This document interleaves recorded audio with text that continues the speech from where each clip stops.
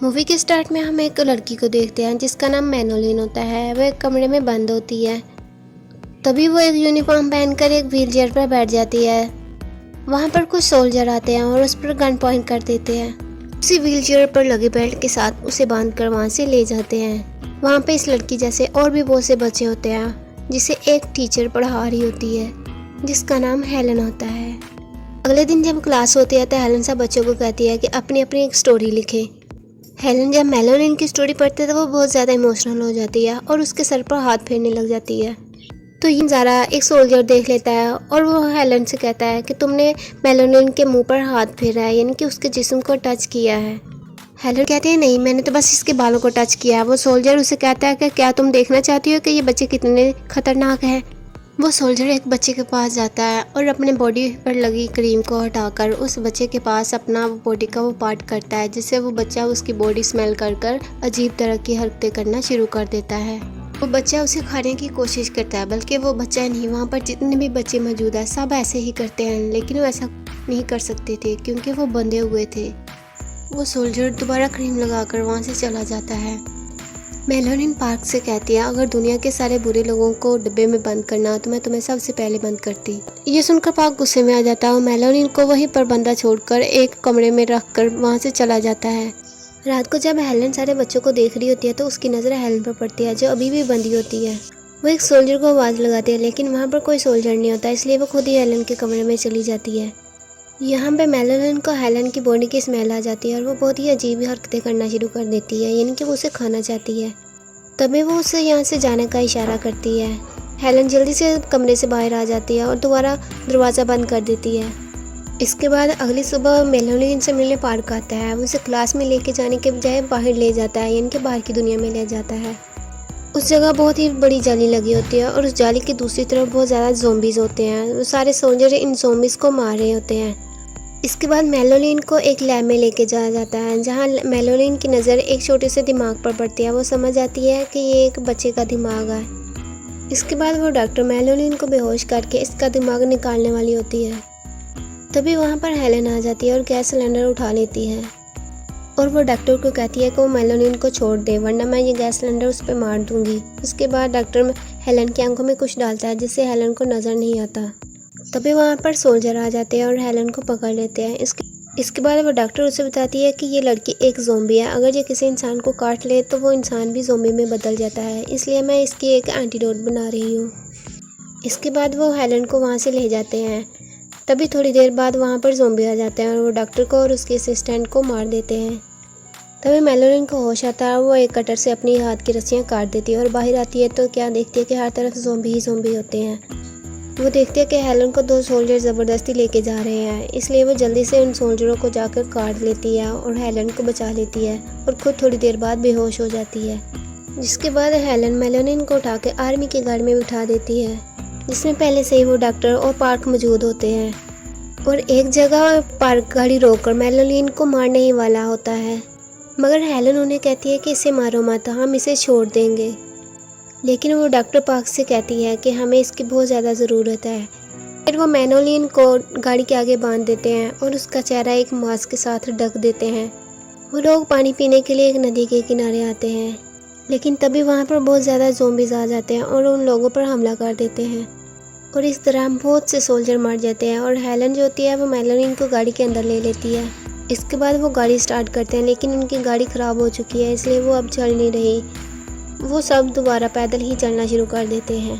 अभी पार्क उन सब से कहता है हम सबको भूख लग रही है और खाने के लिए कुछ ढूंढना है, लेकिन वहाँ पर जितने भी ज़ॉम्बीज़ थे सब स्लीपिंग मोड में सो रहे थे। पार्क उन्हें कहता है हमें अपनी बॉडी पर क्रीम लगा के इनके दरमियान से चुपचाप होकर गुजरना होगा। और वो लोग ऐसा ही करते हैं। चलते चलते वो एक बिल्डिंग में पहुँच जाते हैं। वो डॉक्टर वहाँ पर मैलोलिन को छोड़कर इस बिल्डिंग की जाँच करना शुरू कर देता है। इसके बाद वो रात उसी बिल्डिंग में गुजारते हैं। अगले दिन क्या देखते हैं कि ज़ॉम्बीज़ उस बिल्डिंग के और ज़्यादा करीब आ चुके हैं। वो सोचने लगते हैं कि हम इस बिल्डिंग से बाहर कैसे निकलें। तभी मैलोलिन कहती है कि मैं बाहर जाकर उन ज़ॉम्बीज़ का ध्यान भटकाऊंगी। इस पर वह डॉक्टर उसे कहती है कि अगर तुम बाहर चलेगी तो तुम्हारी गारंटी नहीं कि तुम वापस आओगी। लेकिन वह बच्ची उसे कहती है नहीं, मैं वापस आऊँगी क्योंकि मुझे अब लोगों जैसे बनना है, मुझे एक इंसान बनना है। ये कहकर वो बिल्डिंग से बाहर चली जाती है। जब वो लड़की बाहर जाती है तो उसे एक डॉग मिलता है। वो उस डॉग को उठाकर वहाँ ले जाती है जहाँ वो सारे ज़ॉम्बीज़ जमा हो गए थे। वो उस डॉग को वहाँ जाकर छोड़ देती है। सारे ज़ॉम्बीज़ को उस डॉग की स्मेल आ जाती है और सारे ज़ॉम्बीज़ उस डॉग के पीछे पड़ जाते हैं। इसके बाद वो लोग बिल्डिंग से बाहर आते हैं। अब रास्ता क्लियर करने के लिए वो हेलन को एक वॉकी टॉकी देते हैं।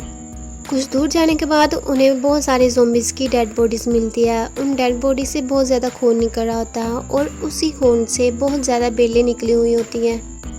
उन बेलों से बीज निकल आते हैं। तभी डॉक्टर उन्हें कहता है कि कुछ ही दिनों बाद ये बीज हवा में फैल जाएंगे, जिससे पूरी इंसानियत ख़त्म हो जाएगी, यानी कि सारे इंसान ज़ॉम्बीज़ में बदल जाएंगे। ये हवा की तरह वायरस फैलता हुआ बहुत जल्द सब लोगों को ख़त्म कर देगा। चलते चलते वो एक लेबॉर्ट्री में पहुंचते हैं जो सोलर सिस्टम से चलती है। वो सभी लोग उस लेबॉर्ट्री में अपना लेते हैं। फिर उन्हें भूख लगती है, लेकिन दूसरी तरफ मेलानिन को भी बहुत ज़्यादा भूख लग रही होती है।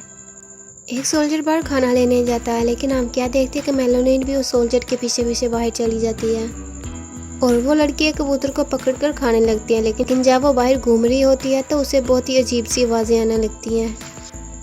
वो लड़की क्या देखती है कि वहाँ पर बहुत से छोटे छोटे बच्चे होते हैं। वो हंगर की दूसरी जनरेशन होती है। तभी देखती है कि उन बच्चों को कोई आवाज़ लगाता है, जिस पर सारे बच्चे बाहर चले जाते हैं और वो भागते हुए अपने साथियों के पास जाती है और उन्हें बताते हैं कि इस जगह पर मेरे जैसे और भी बहुत से बच्चे हैं।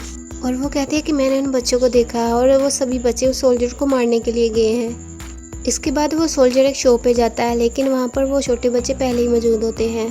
वो सभी मिलकर सोल्जर को मार देते हैं। इसके बाद हेलन अपनी टीम को लेकर उस सोल्जर को बचाने के लिए जाती है, लेकिन वो सोल्जर पहले से ही मरा हुआ है। जब वो बाहर आते हैं तो क्या देखते हैं, वो बच्चे अब इनका इंतज़ार कर रहे होते हैं। अब जब पार्क गोली चलाने वाला होता है तो मेलानिन उसे रोक लेती है। उन बच्चों का एक लीडर होता है। अब हम देखते हैं कि उस लीडर के दरमियान और मेलानिन के दरमियान लड़ाई होने लगती है, लेकिन आखिर में मेलानिन उसे बांध देती है और उसी के बैट से उसे मारने लगती है। अब वो तीनों वहाँ से बचकर दोबारा लेबॉर्ट्री में पहुँच जाते हैं, जहाँ पर देखते हैं कि डॉक्टर ने मास्क पहन लिया है और उसने हाथ में गन पकड़ी होती है। उसने वहाँ पर वो गैस ऑन कर दी है। इसके बाद वो तीनों लोग बेहोश हो जाते हैं, क्योंकि वो डॉक्टर मेलानिन को मारकर उसका ब्रेन निकालना चाहता था और उसी से एक एंटीबायोटिक बनाना चाहता था। लेकिन मेलानिन उड़ जाती है क्योंकि वो तो बेहोश हुई ही नहीं। डॉक्टर को कहती है, अगर तुमने इन लोगों को मारने की कोशिश की तो मैं तुम्हें ज़ॉम्बी बना दूंगी। मेलानिन समझ जाती है कि आगे की जो जनरेशन होगी वो उन जैसी ही होगी, इसलिए वो वहाँ से भाग जाती है। वो डॉक्टर मेलानिन के पीछे भागती है, लेकिन वहाँ पर वो हंगर बच्चे आ जाते हैं और डॉक्टर को मार देते हैं। इसके बाद मेलानिन उसी बेल के पास आती है जो उन लोगों ने पहले देखी थी और उसे आग लगा देती है ताकि ये बेल यहीं पे ख़त्म हो जाए और पूरी दुनिया बच जाए। तभी हम देखते हैं कि वो बीज फटने लगते हैं और मेलानिन की वजह से अब पूरी दुनिया खतरे में है, क्योंकि वो बीज फटने से हवा में फैलने लगते हैं। लेकिन तभी वहाँ पर पार्क आ जाता है। मेलानिन उससे कहती है, तुम यहाँ पर क्या कर रहे हो? वो उसे कहता है कि मैं तुम्हारे पीछे आया हूँ। अब पार्क भी ज़ॉम्बी बनने लगता है, क्योंकि हवा में जो वायरस फैला था वो सबकी सांस में मिक्स हो रहा था। इसके बाद वो मेलानिन को एक गन देता है और उससे कहता है कि उसे इंसानों की तरह मरना है, इसलिए मुझे शूट कर दो। और वो बच्ची ऐसे ही करती है, उसे शूट कर देती है। तब हम हेलन को देखते हैं। वो बाहर आती है तो क्या देखती है कि हर तरफ तबाही मची हुई है। वो समझ आती है कि वो वायरस अब हवा में फैल गया है, इसलिए वो उस लैब से बाहर नहीं आती। अगले दिन हम देखते हैं कि मेलानिन उन बच्चों को क्लास के लिए बाहर लेके आती है और हेलन उन बच्चों को पढ़ना लिखना सिखाती है और मेलानिन उन बच्चों पर ध्यान रखती है। हेलन लैब के अंदर से ही बच्चों को दुनिया के तौर तरीके सिखाती है और इसी से इस मूवी का एंड हो जाता है।